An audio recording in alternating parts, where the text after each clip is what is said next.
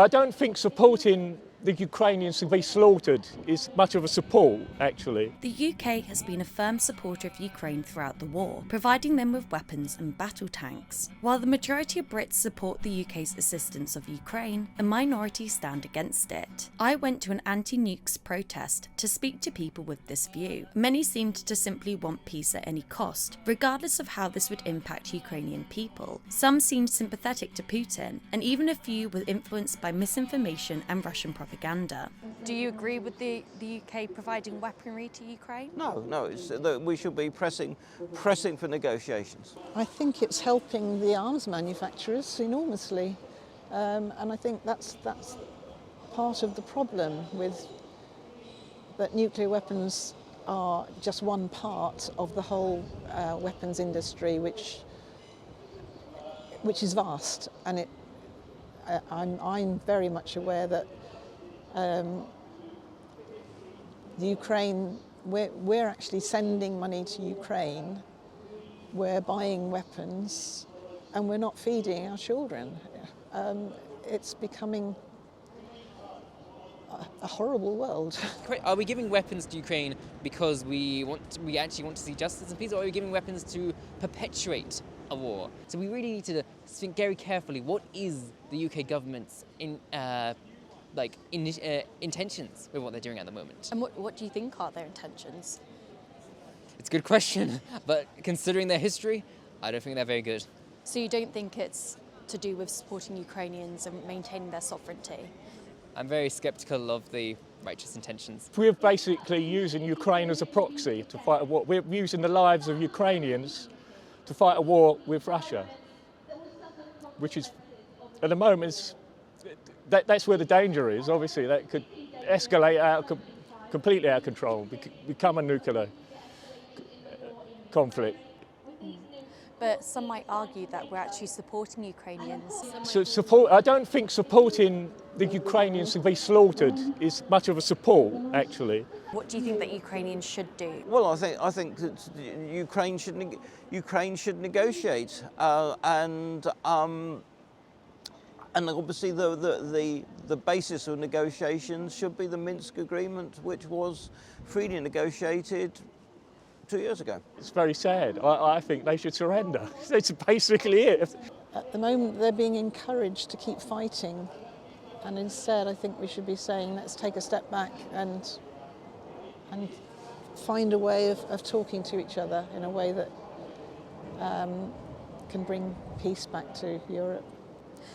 Do you think that's a possibility with Putin? Do you think that he has that sort of mindset? It's very difficult to know. It's very difficult. I mean, everything.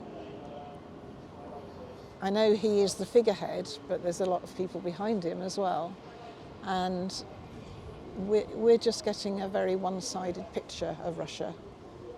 We're getting the BBC telling us that Putin is the arch enemy, and I know he's done some awful things, but it's not just it's not that simple. If he was removed, there would still be people in power there who might want to carry it on. So we've got to keep trying to negotiate, trying to get people talking. Some might argue that that Ukraine is sort of like the front line for the rest of Europe, and so if Ukraine loses this war, then which countries are next? There's no sense. No. That doesn't make a lot of sense at all. What we have is we've got a border region where the economic interests and cultural interests of that border region lies as much with Russia as it does with the rest of Ukraine, and that needs to be respected. I don't think the Russian people want that, and I think there is a big group of resistors in Russia, but as I said in my speech earlier, they're not getting the publicity. He has always made it clear that he wants to take back Ukraine into part of what was the Tsar's empire, and he hasn't made any strong speeches or anything regarding attacking countries outside what used to be the Tsar's empire. So to that extent, I think the risk of going on from Ukraine to, say, Poland or other countries is pretty negligible. Do you think that the war in Ukraine has exacerbated this nuclear threat? Of course it has.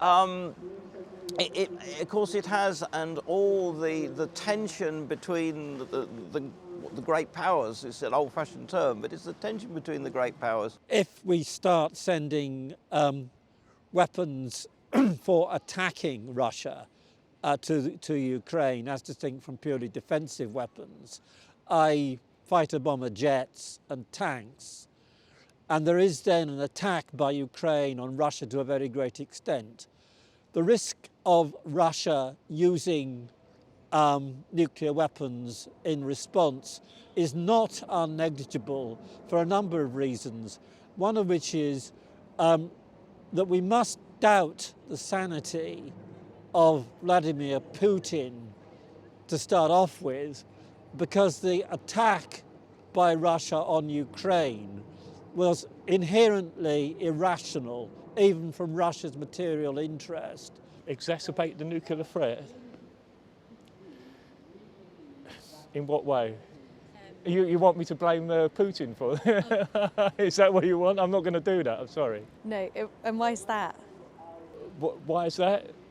Because I don't think people quite understand that actually it's the US has got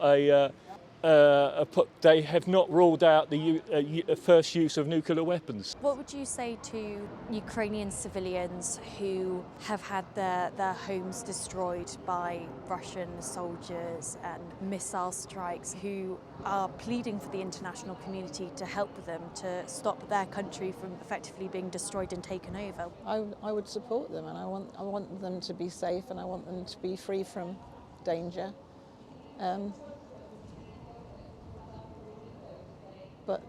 But I also want the fighting to stop. But you think that us helping them is preventing that from? Yeah. I think it's continuing the war when there should be a lot more consideration given to getting around a table and talking.